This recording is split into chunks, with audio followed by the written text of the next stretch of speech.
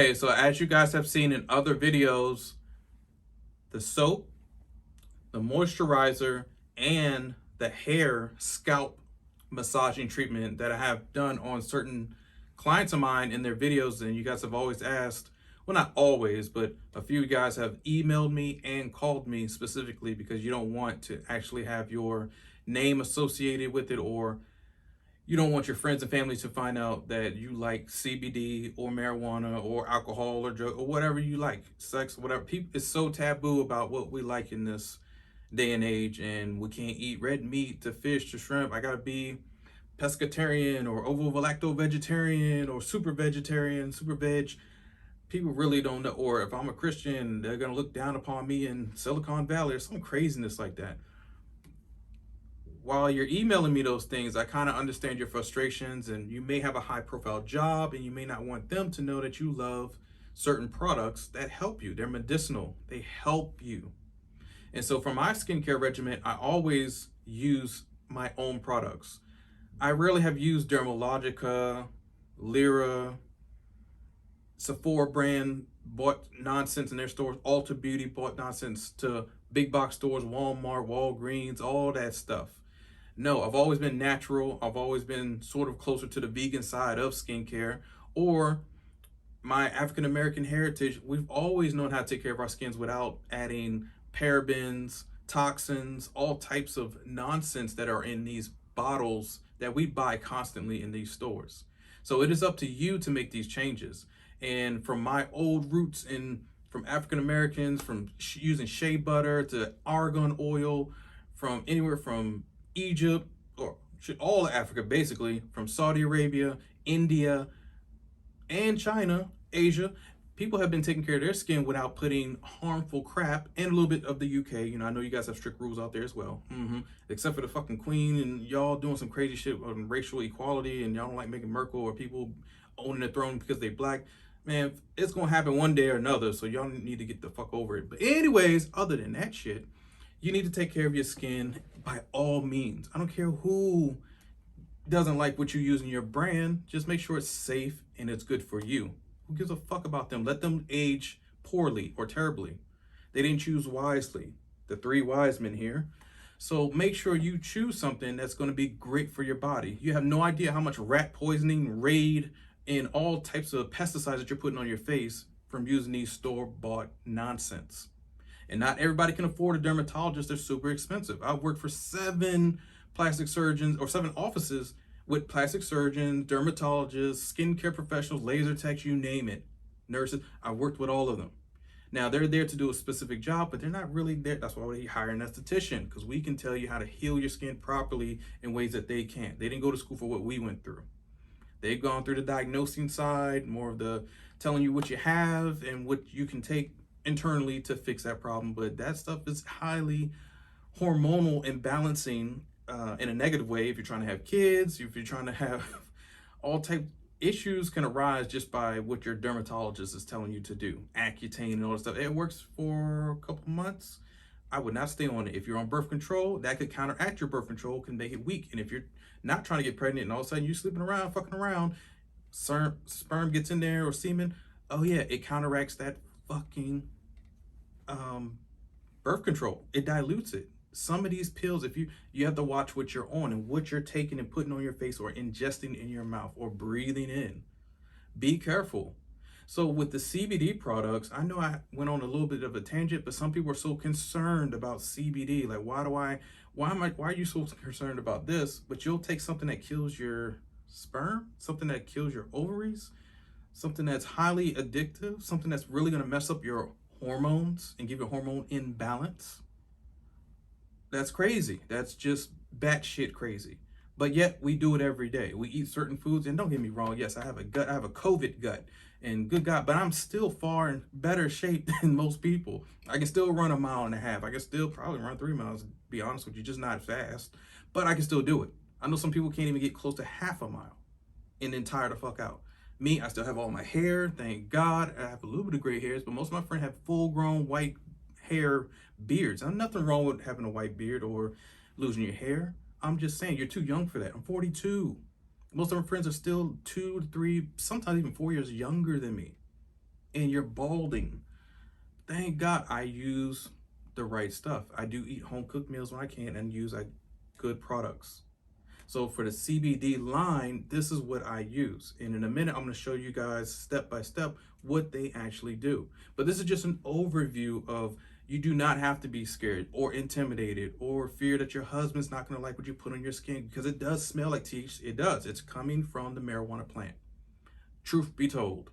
Store's not going to tell you that, because that's why they put them in a cream. That's why they put it in some sort of thick gel-like consistency products, so it masks the smell. But hell, if they're true to their word and they're saying that this is 18.6% this and this is 23 point whatever CBD, if it's that high, it's going to smell like regular THC. There's almost zero chance of you identifying what this smell is. Even if it's CBD, like, oh, that smells like tree, because yes, it comes from the same damn plant.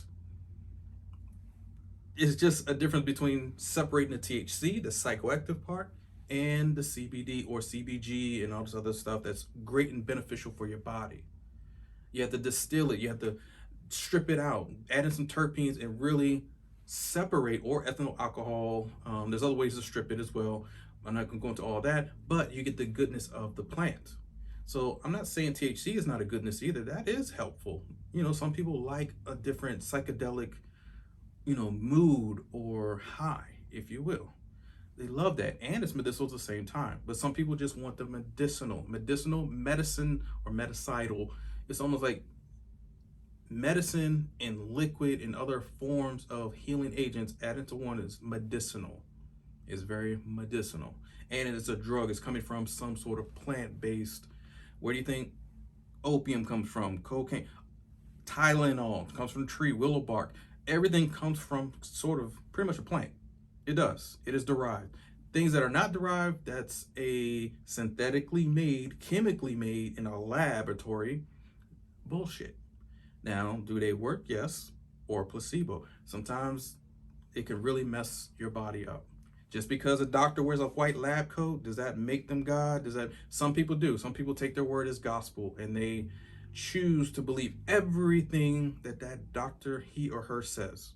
When that doctor comes in, she says, oh, you need to take this. What do? We take it. Just because she opened her mouth and said something. Did you do your homework? She probably didn't even do her homework. She just you are a test dummy. When you go to the doctor's offices, all these people that come in a daily basis, they're jotting down notes, putting it into a database and compiling how many have the same symptoms, who doesn't have this, who has that. And then they make a sort of a educated, compulated guess about, hey, 9 out of 10 people or 7 out of 10, this worked for them. So let's just keep giving people this, because 7 out of 10 is better than 1 out of 10. You see what I'm saying? So at least it's going to help 7 people out of those 10. At least 3 of them still going to have some problems. We just have to refer them to somebody else. So they're not always right. Hospitals are just testing facilities, if you really think about it. Now, yes, some people know what they're doing. There are some great doctors, but they're far and few. You got to go far, and there's a selection of few doctors that know what they're doing.